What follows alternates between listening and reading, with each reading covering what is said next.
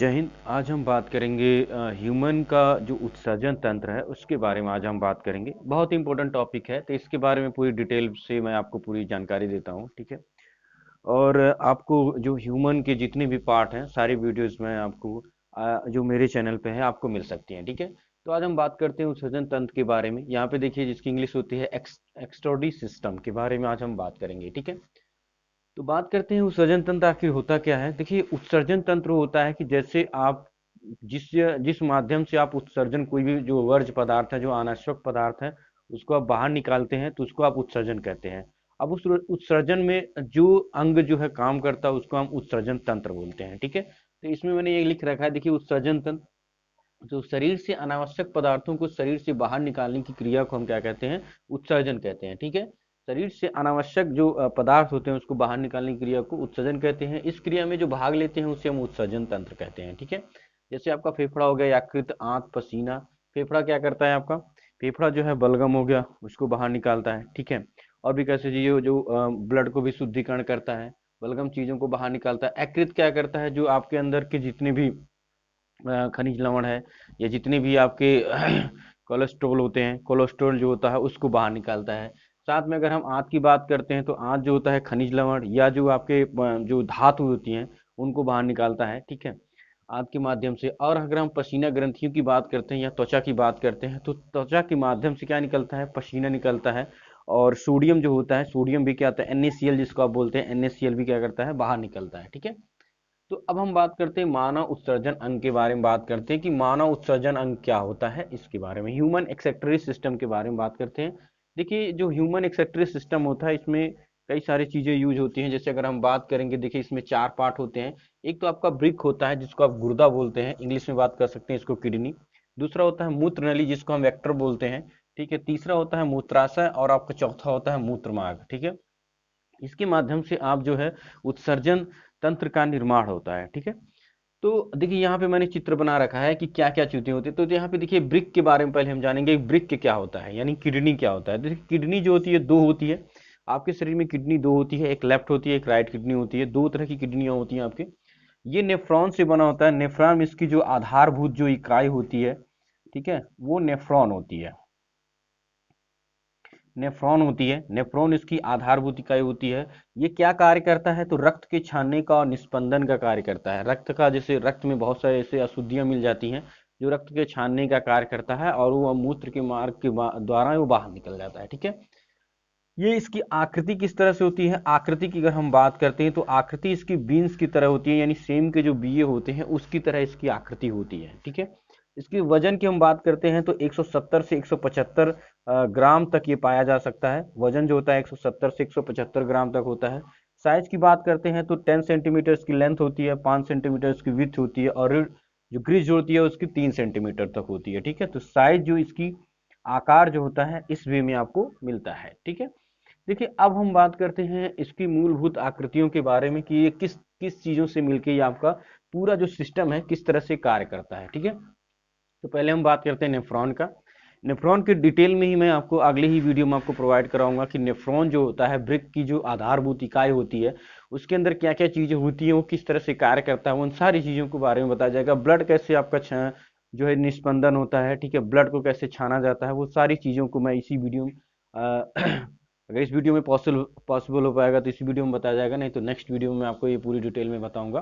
तो नेफ्रॉन के बारे में बता देता हूँ पहले। ये नेफ्रॉन जो होता है मेडुला में पाए जाते हैं। यहाँ पे देखिए जो मेडुला होता है ना, इसी में आपका नेफ्रॉन मिलता है। ये जो मेडुला है, ये पूरी जो आपकी जा रही है लाइन, ये आपकी मेडुला होती है और ये रक्त को छानने का कार्य करता है। यहीं से चीजें आती हैं यहाँ से, और यहाँ के माध्यम से ये क्या करता है, ये ब्लड को इस तरह से छानने का कार्य करता है।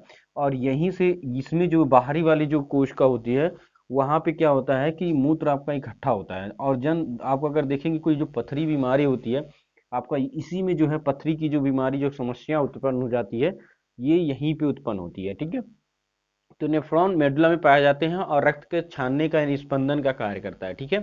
बात करते हैं दूसरे टॉपिक के बारे में। जैसे यहाँ पे है आपका पेविल्स। पेविल्स क्या है, पेविल्स देखिए इस भाग को, आप पूरे भाग को क्या बोलते हैं, पेविल्स बोला जाता है, ठीक है।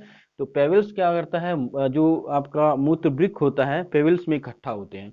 यानी जो आपका ये मूत्र है, ठीक है, यहाँ पे ये पेबिल्स में पूरा पूरा का क्या होता है, इकट्ठा होता है। इस भाग में पूरा जो जितना भी मूत्र आपका बनता है वो इकट्ठा होता है, ठीक है। अब थर्ड पॉइंट की बात करते हैं हम मूत्र नली के बारे में। अभी मूत्र नली क्या होता है? मूत्र नली क्या होता है कि ये एक नली होती है जो दो नलियां पाई जाती है, क्योंकि यही प्रोसेस सेकंड में भी होता है। अगर हम बात करेंगे इसका, तो यही चीज आपका यहीं पे जो होता है इस तरह से जो होता है, ये सेकंड में भी इस तरह से होता है। तो ये प्रक्रिया इसमें भी उसी तरह से होगी। ये जो प्रक्रिया होती है सेम दूसरे में भी, दूसरे विक्र में भी होगी। तो ये जो नली होती है इसको मूत्रनली कहते हैं, जिसको इंग्लिश में करते हैं वेक्टर। तो वेक्टर का क्या कार्य होता है कि मेन जो है मूत्राशय से मूत्र जो मूत्र में मूत्र को इकट्ठा किया जाता है। मूत्राशय में क्या होता है, देखिए यहाँ पे लिखा है कि मूत्र को वृक्क से मूत्राशय में पहुंचाने का जो कार्य करता है वो मूत्रनली करती है। मतलब यहाँ से अगर जो मूत्राशय होता है इसमें जो है मूत्र इकट्ठा होता है मूत्राशय में, ठीक है। अब हम बात करते हैं मूत्राशय, इसकी क्षमता कितनी होती है?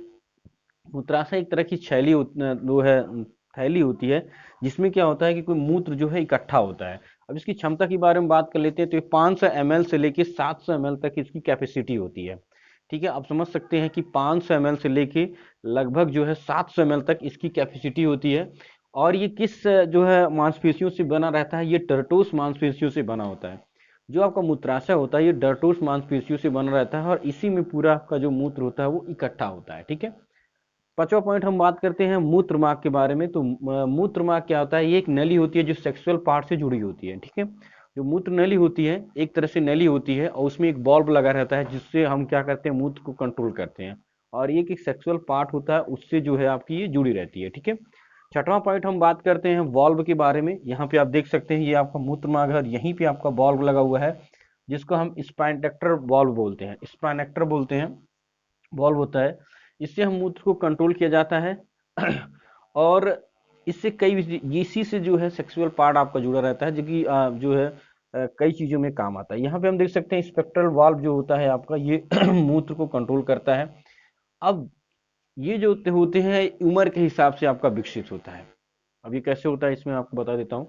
देखिए जो 3 या 4 साल के जो बच्चे होते हैं, 3 से लेके 4 साल, या आप जन्म से ले लेते हैं, जो न्यू बेबी बर्न जो बेबी होता है, उसमें जो है एक स्पेक्ट्रल विकसित नहीं होता है, जिसकी वजह से वो अपने मूत्र को कंट्रोल नहीं कर पाते हैं, और जो है कभी वो मूत्र कर सकते हैं, ठीक है। तो न्यू बेबी यानी आप 1 से लेके 4 साल तक जो होते हैं, इनके अंदर ये जो है स्पेक्ट्रम जो है विकसित नहीं होता है, जिसकी वजह से वो तुरंत जो है मूत्र करते रहते हैं, ठीक है। और 20 से 25 की वर्ष की उम्र में जो है ये पूरी तरह से डेवलप हो जाता है, और इससे लोग कंट्रोल भी करते हैं। बात करते हैं हम 80 से 90 जो ईयर्स के ओल्ड हो जाते हैं, मतलब 80-90 साल के जो बूढ़े होते हैं, उनके अंदर कैल्शियम के कारण ये जो पार्ट होता है वो कठोर हो जाता है, ठीक है। जिसकी वजह से क्या होता है कि ये कठोर होने की वजह से भी आपका काम नहीं करता है, और जिसके कारण आप देखेंगे कि जब आदमी बुजुर्ग हो जाता है तब भी ये समस्याएं उत्पन्न हो जाती हैं, ठीक है। तो अगर हम बात करते हैं, देखिए 1 से लेके 4 साल के बीच में तो स्पेक्ट्रम जो है विकसित नहीं होता है, जिसकी वजह से समस्याएं उत्पन्न हो जाती है, ठीक है। तो एक बार आप लोग इसका स्क्रीनशॉट लीजिए पूरी डिटेल के बारे में, और आगे भी हम आपको इसी तरह की वीडियो प्रोवाइड कराएंगे, ठीक है। तो अगर आपको वीडियो अच्छी लगती है तो चैनल को जरूर सब्सक्राइब कीजिएगा, और साथ में बेल आइकन जरूर दबाइएगा, ठीक है। आज के लिए बस इतना ही, अभी के लिए जय हिंद।